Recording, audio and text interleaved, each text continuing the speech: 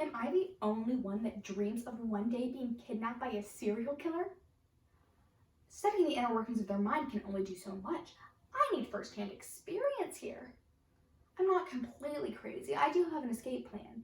I mean, I could say no to this cute face, my persuasive techniques, and a gun threat or two.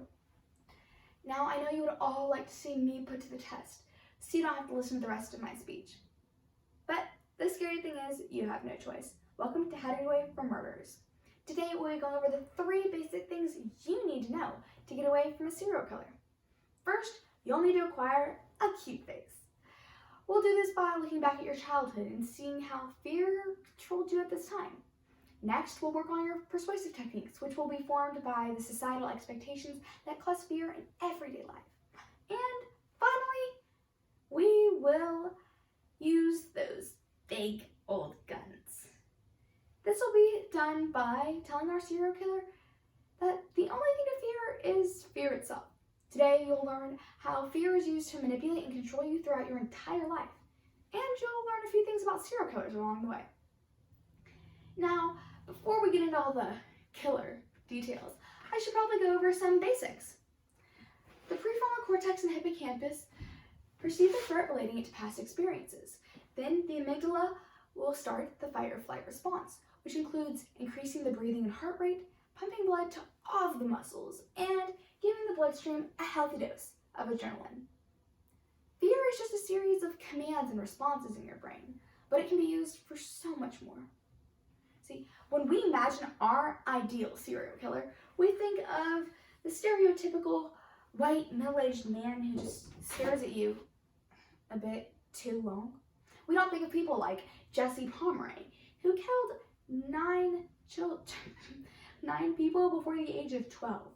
He manipulated the children of Boston to follow him into the woods before he killed them. We've constantly been manipulated in our lives in a very less gruesome way. See, you were taught what to do and who to be by fear. You learned from your own experiences and the experience of others. Professors of quantitative methods, Andy Field, and his associate, Hannah Scholar, put this to the test by studying an experiment where ages 6 to 9 were given information, both positive, negative, and none at all, about 3 specific animals. Then they were asked to do the touch box test, in which they would place their hands inside a covered box where they would feel the supposed animal, whether it be good, bad, or scary, or fine. See, when the children were put their hands in the box with the scary animal, their heart rates would spike. They not only had a physical response, but also a mental response to the things they were told. The naivety of children has allowed us to easily manipulate them, which can be good as we teach them to fear disobedience or dishonesty, but also can be used to later lead to long-time phobias or anxiety disorders.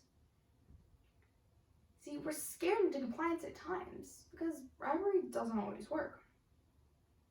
Let's go back to our fun friend, Jesse Pomeroy.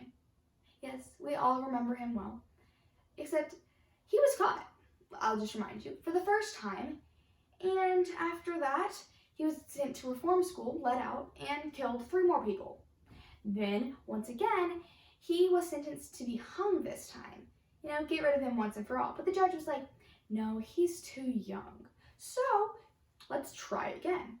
We're going to send him to solitary confinement and then later a mental hospital.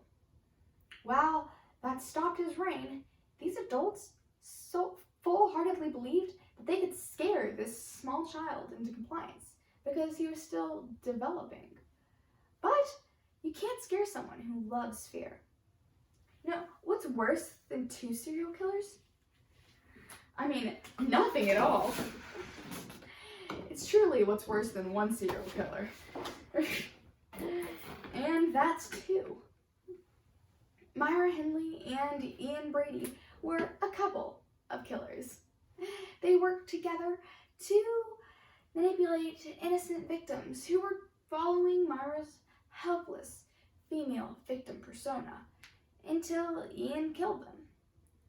Ian full-heartedly believed that whether something is good or evil is judged by everyone else.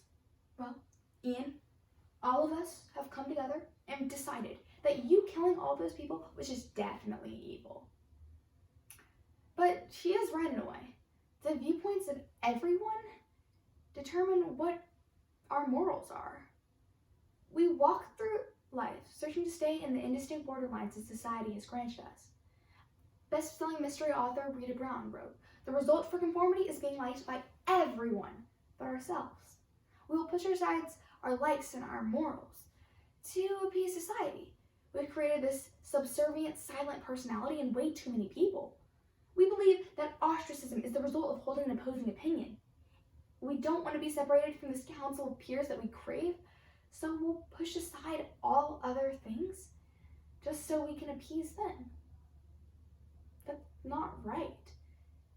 But we will lose our own body and our mind because of this fear that we will be pushed aside." Now back to our fun friends, Ian and Myra.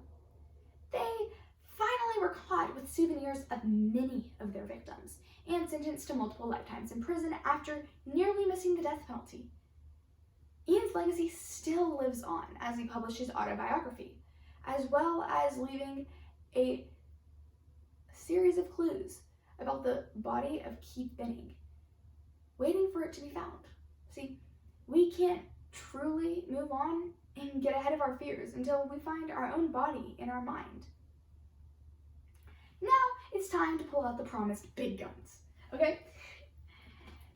Well, most serial killers prefer automatic weaponry. Some like the hands-on contact more. But Stephen Port was one of the hands-on contact guys, and he had something even more powerful than a gun: a database containing thousands of potential victims. He used the site Grindr to pose as an ex-Navy special ed teacher, where he would lure victims to his apartment before drugging, raping, and killing them. He had this database of thousands of people, unknowing of his true power. See, these databases, Facebook, Instagram, all the social media companies, they have so much power. It's more than you could ever imagine. They time how long you're on each post, how many likes each thing gets, to push out information that they think people would enjoy. You may think, oh, it's fun, I'm getting free entertainment. But you have to remember that they have this infinite power. It can be seen in the Netflix documentary Social Dilemma. Companies such as Instagram and Facebook can make or break brands. They can sway the opinions of millions of people with the touch of a button. But who gave them the power to do that? That scares me.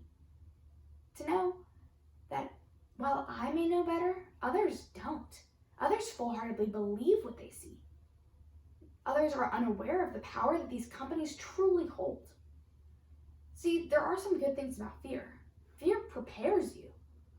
It gives you a sense of foreboding. But what about those who aren't afraid? Then there's just utter chaos. Stephen Port was finally caught after a sister of one of the victims had to push the police to pursue him. It's those close to us victims of these companies that have to push the right thing. Well, Stephen was caught and his reign of terror over the internet ended. His legacy lives on as he's the Grindr killer. Now, let's go to my first ever victim. This is Dr. Bones. Yes, he was dead and plastic when I bought him, but I have dropped him a lot. Sorry, bud. Well, he was made from screws and bolts. We've been made from stories of fear and learning what to do. Next, he was pushed aside from society because he was deemed not human or something like that. And finally, from the outskirts of society, he realized we're all just pawns in a game. And he realized he didn't have as much to worry about because he had so much to fear. See, he thought that once I got kidnapped, I would definitely die. But here I am, a cute face, my persuasive techniques, and the big guns. It really works. The wall between life and death is thin. Don't let your fear be a part of what breaks it down. Fear can be a tool as well as a weapon. Use it well,